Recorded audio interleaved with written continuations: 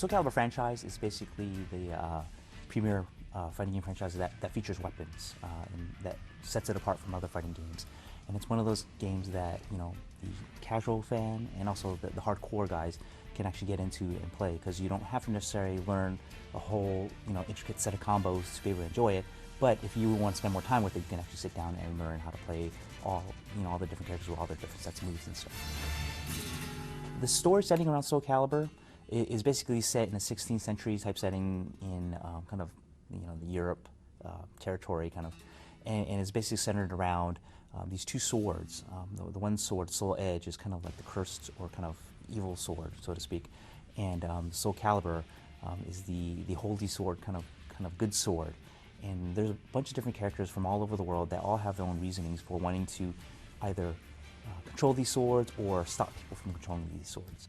In SoulCalibur 4, there's, you know, as in most fighting games, there's a lot of different characters with a lot of different styles.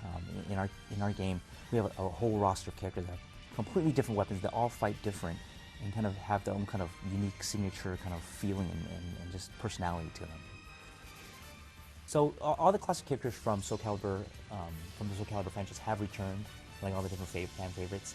But we are bringing a set of new characters as well. One of the biggest ones is Hilda, which, you know, people might have seen in different videos.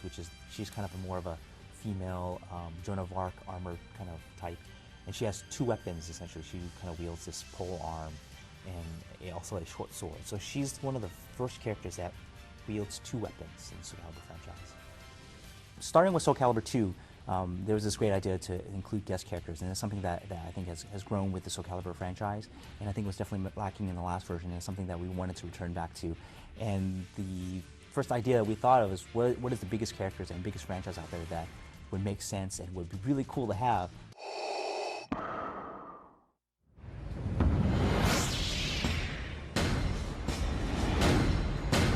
And I think Darth Vader kind of just stood out. Darth Vader on the PS3, you can definitely use the Force. He's one of those things that, to add that character and not have Force moves, I think would be kind of a travesty.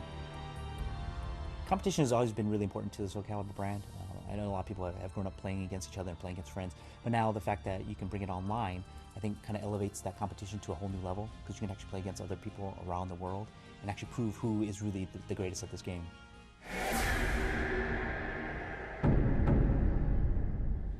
SoulCalibur 4, you know, has returned to really become a true next-generation game by, you know, upping the ante in terms of the graphics, the gameplay, the different modes, especially the online mode, as well as the characters, and especially Darth Vader as a guest character on the PS3 exclusively.